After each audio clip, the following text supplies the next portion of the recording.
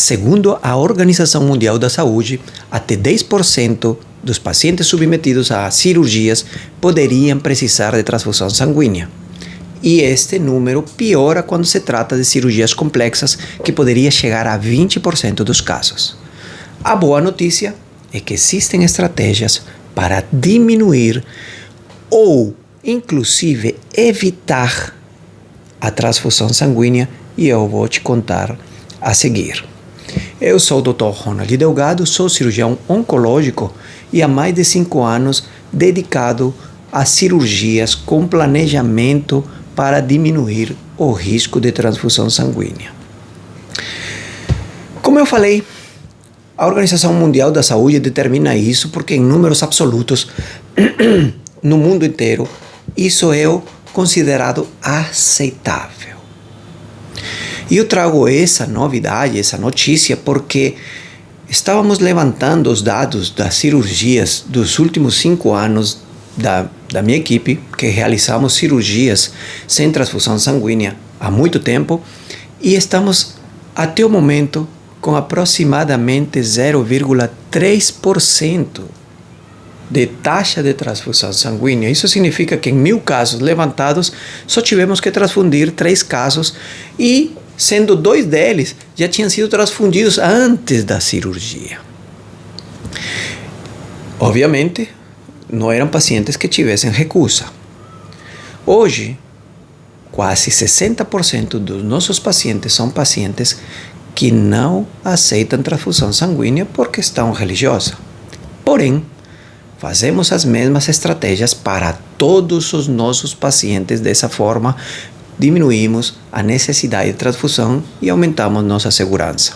Tem trabalhos científicos mostrando que as equipes comparadas, equipe que trabalha com gerenciamento de hemoderivados, que somos nós, por exemplo, e equipes que não fazem isso, as equipes que não fazem cirurgias sem transfusão sanguínea têm maiores taxas de complicações, maiores taxas de transfusão sanguínea, maiores índices de infecções hospitalares, etc. Enquanto nós que fazemos cirurgias sem transfusão sanguínea temos as menores taxas de complicações. Isso é um número muito bom, porque isso permite entender como é vantajoso fazer uma cirurgia segura que não precise de transfusão sanguínea. O problema real é que tudo começa no planejamento pré-operatório. Se você não fizer um planejamento pré-operatório adequado, tudo vai ter uma cascata de problemas, tanto no intraoperatório como no pós-operatório. O planejamento pré-operatório consiste em otimizar o teu paciente. Se você conseguir otimizar seu paciente no pré-operatório, você já está ganhando mais de 70% do sucesso.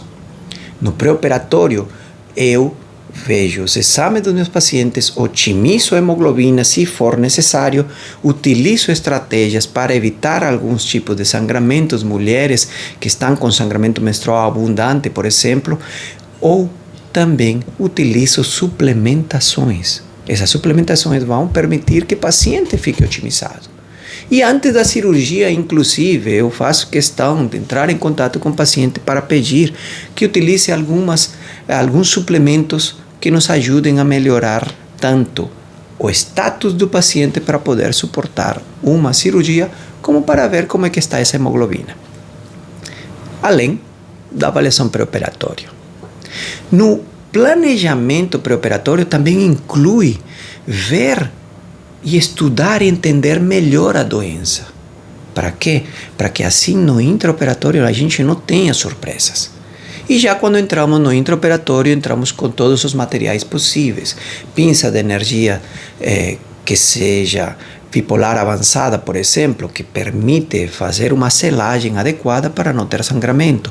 Cirurgiões altamente capacitados para permitir movimentos finos que evitem sangramento. para isto também soma as tecnologias, como por exemplo a cirurgia robótica, materiais especiais, selantes, medicamentos e estratégias que existem, acompanhado em conjunto com os anestesistas, para diminuir a necessidade de transfusão sanguínea. Você acha que é simplesmente operar e não transfundir? Está enganado. Anestesista tem muitas estratégias que ajudam a evitar uma transfusão sanguínea, como por exemplo manter uma pressão constante no paciente. É um desafio e nós anestesistas fazem isso rotineiramente. Existem estratégias como por exemplo, pega e tira uma unidade de sangue do paciente sem sair do circuito, injeta, administra líquido para expandir o volume de sangue, só que diluído, e caso vier a ter um sangramento, vai sangrar um sangue diluído. E o próprio sangue do paciente que não saiu do circuito pode ser reintroduzido. Isso chama autotransfusão ou transfusão autóloga. Isso nos permite fazer que o paciente não esteja sendo transfundido com um sangue que a gente não conhece bem, muito apesar de que existem exames bem rigorosos. A gente prefere utilizar o próprio sangue do paciente, sem sair do circuito. Isso surge da ideia das cirurgias cardíacas, com a circulação extracorpórea. Só que nesse momento a gente apenas mantém o sangue em circuito e depois é introduzido novamente. Existem outras estratégias, como por exemplo o Self-Saver, que é um dispositivo recuperador de sangue. Também, se tiver um sangramento abundante na cavidade abdominal, esse sangue é recuperado e reintroduzido no paciente. Dessa forma, evitamos transfusões de sangue heterólogo. Evitamos transfusões de sangue de outras pessoas. Então, dessa forma, temos uma cirurgia mais segura.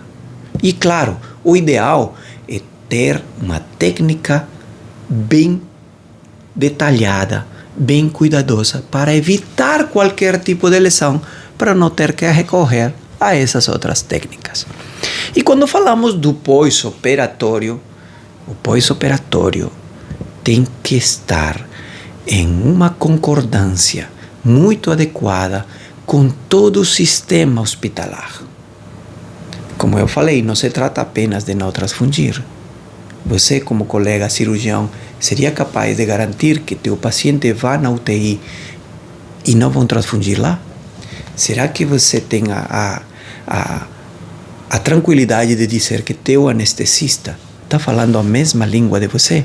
Então, disso se trata quando você estabelece um protocolo dentro do seu hospital, quando você cria um passo a passo correto. E assim você vai gerando um protocolo, vai criando um caminho, vai navegando o seu paciente pelo caminho certo, até chegar ao que todo cirurgião quer. Uma cirurgia bem-sucedida, com alta precoce e com uma recuperação rápida. Quando chegamos ao pós-operatório e vemos que nosso paciente está bem, é a satisfação de ter feito tudo isto e perceber que fazer isso tudo vale a pena. Porque só assim que você entende que o teu trabalho está valendo a pena e que está dando resultados. Aqui no canal eu explico como a cirurgia moderna pode ser mais segura e sem necessidade de transfundir.